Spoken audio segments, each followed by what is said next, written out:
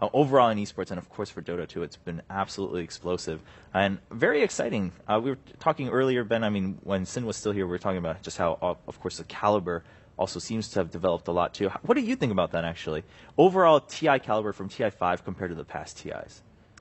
I mean, in TI3, it was what Alliance was the clear favorites, and TI4, I would say like DK and EG were pretty high up, and then we got surprised by the top two. And this year, I mean, there are clear favorites, but the skill level I think has been like squeezed a little bit in terms of the difference between its first place and the 16th place team is getting closer and closer each year. Right. It makes it much more difficult to predict, and I think the format also allows for a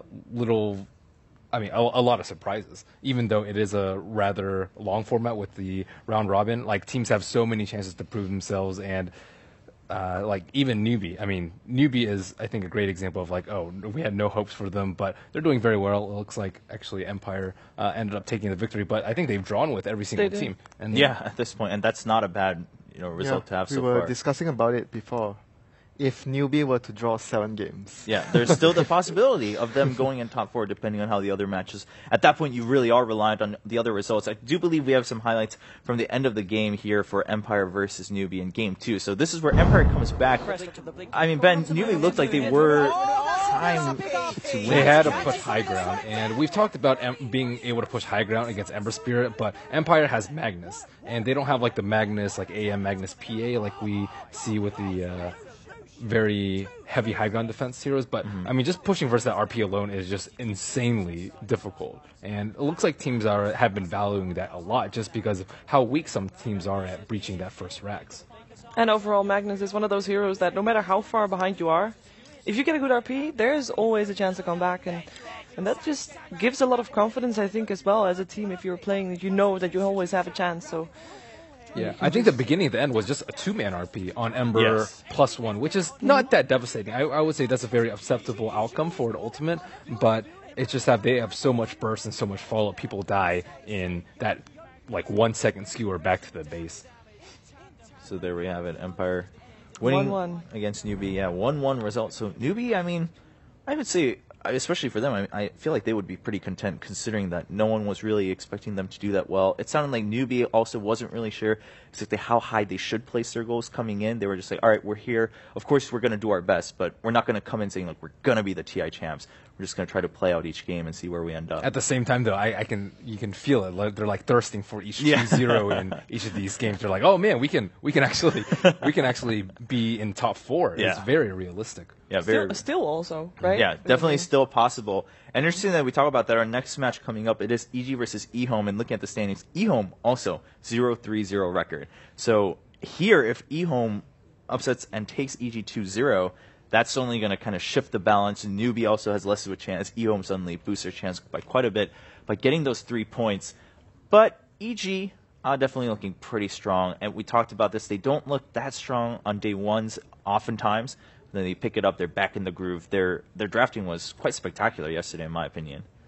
What do you think, Ben? They're not very prone to mistakes or tilting, for that matter. And if they have a bad game, they're just like, okay, well, we'll have a better draft for game 2, and they'll just play very safely. I think they trust PPD very much when it comes to drafting and play style, and it shows in the confidence of their play and how Sumail plays very aggressively and what heroes they give to fear. They all trust their game plan, and it generally works out to be a very sound and swift one. Yeah. Winter, what are your thoughts about EG, their shift from day 1 to day 2, and just what we saw from them yesterday? Even on our side, when we were talking about it, we were all pleasantly surprised with, okay, EG's back. This is what EG does. Even if, for instance, we weren't really expecting the Enchantress pick, after you look at it, you guys were discussing, oh, in hindsight, yeah, this makes a lot of sense. It's very EG. Yeah, we were discussing about, I think in particular I brought up the fact that the difference between the stronger teams and like the ones slightly below is the ability to fix things and to not rectify whatever you feel is wrong. And yes, they didn't have a good first day. I mean, the first series, but right after that, they changed their draft slightly. I would say because they had more data to work with against their opponents. Like, everyone played games and they were able to watch everyone else play and decide that, oh, this is probably better for us and we should probably play like this. And the bans that we saw every game, every opponent, they had different bans. It's very, very good to know good to note that EG bans differently against different opponents. Like against Hot 6, they took out Earthshaker and Lina, which is something not common at all in the first two bans, and it shows a lot. It talks a lot about how EG is as a team. A lot of preparation goes into that, and you can just tell. I'm mostly curious for the next matchup, EG eHome. I mean, for eHome, very experienced players in there. EG, very experienced player. I'm curious how that's going to clash if the games are going to go late game, which we don't know yet for sure. But I think that if it does, we're going to have a really good match on our hands. Yeah, day 1 and 2, we were like, all right, games are going much longer than we thought. And then we come into day 3, we kick it off with C9 versus IG going way shorter than I think anyone expected. And even on our mainstream, a lot of our games have been relatively short compared to those first 2 days. Do you think this is just a product of matchups, or do you think it's also just kind of everyone now feeling things out in terms of draft for the other teams, having more information on each other? Teams are a lot more confident. I think Cloud9 is probably the most prime example of a team that has, had a shaky first series against LGD, and then after that, it's just dominating. They dominated IG with their shutout, and overall, you can just feel it when you watch their games. They're like winning all 3 of their lanes. They're moving around. They're communicating. And I think some of the teams that we watch, they just, one pick off here or there, or like their lanes just don't go as well as expected, and then they seem a little bit lost. And Cloud9 seems the complete opposite from that. All right. Now, before we go into the draft, players are getting ready. We're setting everything up, draft of Game 1. Something we talked about earlier, we had some fun stats about Ember, of course, and how we had like the Chinese teams dominating in the early 2 days with that non-Chinese teams not doing so well. Now that's been shifted off. But whenever we watch, of course, we don't get to discuss everything after the game because we're out of time oftentimes.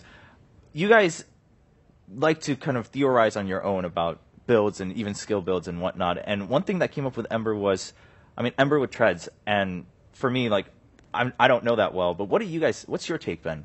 Well, the standard build has been phase drums or phase drums Battle Fury or phase Battle Fury because you want plus damage for your phase boots, so you do more with each Sleight of Fist. And you don't need any attack speed at all because Sleight of Fist is on a timed cooldown. And we've been seeing a lot more Trez recently. Sumail, I think, was probably one of he's the player that got Treads. I saw it yesterday. I saw it today too. And maybe it's just to make him a little bit more tanky. I think if you're really far ahead, you can go with bots. I think maybe tends to get this build a lot, but that's my preference. What about you, Winter? What's your take? I don't really like treads. I don't really like face boots, but I like bots. Ben's gonna leave you hanging. He's like, yeah, I like bots too. And Ben's like, yeah, whatever. I like bots. That's right. I started that trend. But so Ben, you gave us your reason. But if you were to try to get into the player's shoes, I think treads is much better if you actually get towards the target near. You get the chains off and you get more attacks on because you get better attack speed. Phase gives you more chasing power and more damage, so your slide does more. Overall, I would actually think that the phase is actually much better at fighting. If you constantly fight and keep chasing your targets, phase gives you more mobility and damage-wise, but treads is more stats-wise. Some players think that the enemy has co-op use maybe Lina, a lot of bursty type of lineups. You want to have the strength treads, so that could be one of the reasons that the players prefer the treads over the phase. All right, well, we're about to find out if maybe we get to see another Ember in the next game. Draft is ready, ladies and gentlemen, between Evil Geniuses and eHome. eHome really looking for that 2-0, but at the very least, if they draw, they're tied with Newbie in the groups. Not a bad place to be. And EG kicking things off with a Gyro and Dazzleman. Once again, just going for maybe a little bit more specific fans. Of course, Gyro pretty common, but Dazzle has been on the rise. Not every team prioritizing Dazzle so high yet. I'm looking forward to seeing what Evil Genius is going to open up with. We've seen some interesting openings today, and I think EG's this is their first game today. So let's see what they picked up from the previous game. Because I'm going to assume that they studied their opponent properly. I would feel it's Naga just because that's what they use versus Hot 6, and I think eHome is another team that they haven't been able to play against. I'm not sure about in the scrim environment, but in an official environment, Naga is like a very safe pick for an unknown team because you can out-late game them and you can out-team fight them with that. Well, eHome thought the same, so they eHome saying, we saw what happened, we're going to ban that out. Does make sure that Shadowfeed makes it through, though, as compared to the previous games we've seen today. Obviously, yesterday was a bit different. Yeah, I'm wondering if Eon will pick this up. Like, that's something we've discussed so many times, and every time we think of it one way, we're like, all right, well, should they prioritize Shadow Fiend? And then they don't pick it, and then we get used to that. We're like, well, no one's really been picking Shadow Fiend on the Radiant side. And so many teams are like, no, actually, we still like it. Like, Navi, of course, still prioritizing that quite heavily.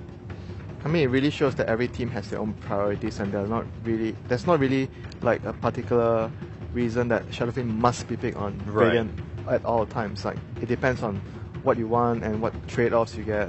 Like for EG, probably they feel that we have the co-op, so we are not really that worried about Shadow Fiend becoming too big on the Radiant side. Since we have lane pressure on our side, we could deal with the Shadow Fiend. EHOM also likes to pick up Lina, by the way, against for CTY.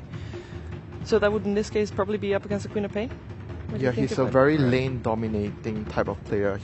His team likes to give him a matchup where the matchup does well for him, so he can actually snowball from there and do a lot for his team.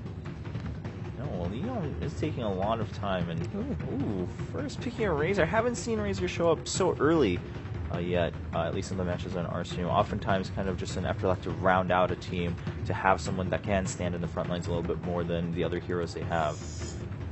And he's going to be, if they were to put Razor versus Quap, Razor definitely has a good matchup in that regard as well. But I guess apart from Secret, we haven't seen many mid-Razors in general from the other teams apart. Yeah, only Secret does that on a more consistent basis. Well, they have also played Queen of Pain on Fear yesterday, actually, versus Hot 6. And other games they had, I think it was Sumail on Wind Ranger. So no, I'm a fan of Wind Ranger. I like seeing her. But I haven't seen her being as successful yet, apart from yesterday when Sumail was playing her. And I'm really just curious about hearing your opinion about that. Maybe. Wind Ranger is... It's a strange hero because Shackle is like super. It's great if you can hit it. It's terrible if you can't. It's unreliable. It's super. A lot of unreliable. skills are great if you can hit it. It's terrible if you can't. But. Well, Ravage is right. But obviously, but they usually. I think that game they had a song and a siren to somewhat shut up for the Shackle shot. But I think that hero is actually really really good at scaling through the late game and. People used to go mech and 4-step, and I think that build is heavily outdated. But she's extremely good at just bursting down BKB targets and also taking down Roshan, taking down towers. And it is a very suitable hero for Sumail.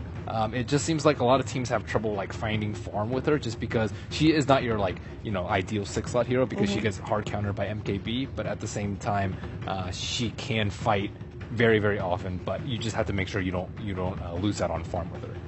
And EG is a very efficient team, so I think it suits their playstyle. And would that be like more of a last pick kind of hero, or is it okay to pick it like third, fourth? It's okay to pick it third or fourth if you're not like 100% set on the opponent knowing where you're going to put it. I think like Universe plays it occasionally, but I think it's okay, third or fourth. Okay. All right. Well, Tusk has slipped through, and Bounty Hunter being in favor over Tusk here for Evil Geniuses. So that's still available. We'll see if maybe one of the teams still decides to ban it out here in the second phase. Rubik also being banned out by EG. EHOM also runs Bloodseeker a fair amount versus mids that like Queen of Pain and Viper, which is a little bit atypical just because Bloodseeker is viewed as like sometimes as a weak melee hero, but he actually stands up very very well versus the heavy harassment of these range heroes, the heavy poison damage with Poor Man's Shield, as well as just being able to last hit very well mid, which is why I think they give the CTY very often. If you're really really good at last hitting in your lane, Bloodseeker is just godlike.